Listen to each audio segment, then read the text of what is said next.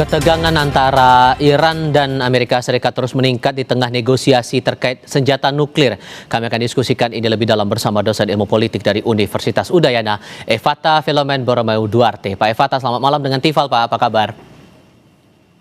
Selamat malam, Mas Tifal. Kabar baik. Terima kasih sudah bergabung bersama kami. Sampai ada tenggat dari Presiden AS beri waktu 10 hari buat Iran. Bahkan yang terbaru, Trump bilang akan ada serangan terbatas. Kemudian ada aksi-aksi lain yang dilakukan atau direspon dari Iran. Menurut Anda, kalau dari cermatan secara sederhananya, ini memang masalahnya soal nuklir atau ada hal lain sebetulnya di antara konflik dua negara ini?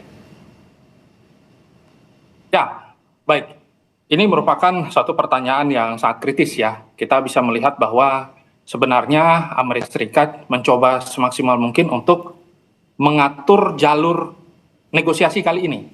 Tetapi semuanya terjebak dalam security dilemma. Ini kalau boleh saya memberikan analogi seperti jebakan Tudides ya, saat dimana waktu itu terjadi perang yang dilakukan oleh pasukan Sparta dengan Athena. Nah, yang menghasilkan kedua belah pihak kalah total dalam perang 27 tahun. Nah, kita bisa melihat bahwa hari ini masalah perdamaian dan juga eskalasi militer itu 50-50. Nah, maka dari itu harapan besarnya dalam perundingan kedua yang katanya jauh lebih konstruktif ini sudah ada deal-deal transaksional yang diharapkan itu bisa memperbaiki keadaan hari ini.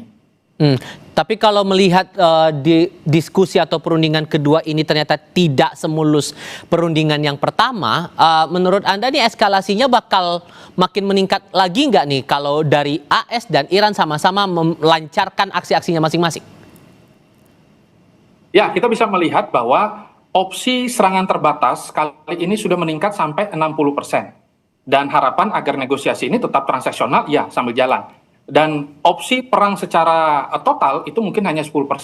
Nah, sisanya akan ada upaya untuk melakukan negosiasi tingkat lanjut. Kita bisa melihat bahwa Iran sudah menyampaikan bahwa mereka saat ini sedang menyiapkan proposal untuk membahas kembali apa-apa saja poin-poin yang bisa disepakati. Tetapi untuk menghentikan pengayaan nuklir secara total tidak bisa. Nah, inilah yang menyebabkan Israel mengambil opsi unilateral. Dia akan bisa menyerang secara langsung Iran tanpa persetujuan Amerika. Tetapi ketika serangan itu terjadi, otomatis Amerika harus turut serta untuk melindungi kepentingan regional, dan ancaman dari Iran adalah perang secara regional. Seluruh pangkalan militer di wilayah Timur Tengah akan dibabat habis oleh Iran itu sendiri. Inilah yang menjadi security dilemma dan semuanya bisa mengalami kerugian besar dalam perang kali ini.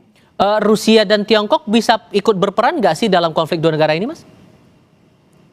Dalam latihan tanggal 19, kedua belah pihak sudah menyatakan bahwa mereka mengadakan latihan untuk menunjukkan nilai-nilai bahwa mereka memiliki perhatian. Tetapi untuk turut serta secara langsung tidak.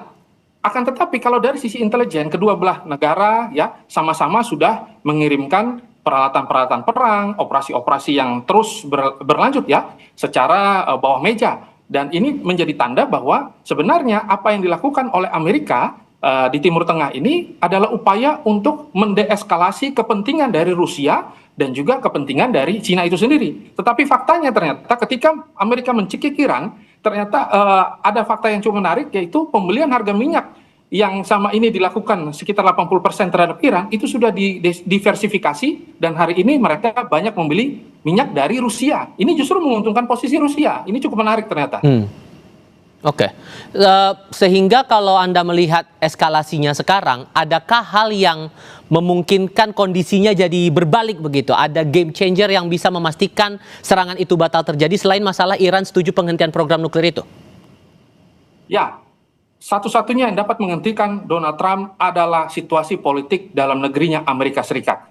Kalau situasi, kita bisa melihat bahwa hanya 21% yang setuju terhadap serangan atau pendudukan atau regime change yang diharapkan atau digembar-gemborkan oleh Amerika Serikat. Dan sisanya mereka tidak berharap. Kita bisa melihat bahwa Amerika saat ini juga kita perlu garis bawahi, mereka mengatakan serangan terbatas. Jadi tidak secara full. Dan Donald Trump adalah seorang pebisnis, dia merasa bahwa apabila serangan ini tidak clean, tidak bersih, itu akan menyebabkan kerugian. Dan kita bisa melihat bahwa ada upaya-upaya untuk menjaga kredibilitas politik. Maka dari itu security dilemanya terjadi di sini. Ketika Amerika pulang tanpa serangan, akan membuat wajah Amerika Serikat malu. ketika mereka melakukan serangan, terjadilah perang yang begitu merciki dan akhirnya menghancurkan seluruh pihak yang ada. Nah, inilah yang terjadi kalau saya lihat. Sehingga negara-negara kawasan seperti Timur Tengah ini harus bersikap bagaimana nantinya? Ya, diplomasi yang dilakukan Timur Tengah, mereka ingin mencoba semaksimal mungkin agar kedua belah pihak sama-sama berada pada kondisi kesepakatan tanpa tekanan. Tetapi nyatanya agak sedikit kesulitan karena kita bisa melihat Israel sudah tidak tahan. Israel mengatakan mereka akan menyerang secara mandiri. Amerika Serikat mencoba semaksimal mungkin untuk mengatur jalan diplomasi dan mereka berharap agar ada upaya untuk mendiskusikan dan juga mengatur perdagangan uranium yang selama ini sudah membuktikan bahwa Iran berada pada threshold uranium sampai 60% ya. Dan mereka berharap bahwa ini dikurangi. Nah, Iran mengatakan bahwa kalau ini dikurangi ini akan mengancam eksistensial mereka. Tetapi tentu mereka juga mempersiapkan opsi-opsi tambahan yang mungkin nanti bisa mereka sepakati dan sesuai dengan peluang-peluang bisnis yang ditawarkan oleh Amerika Serikat kepada Iran itu sendiri. Saya melihat nanti akan ada upaya demikian.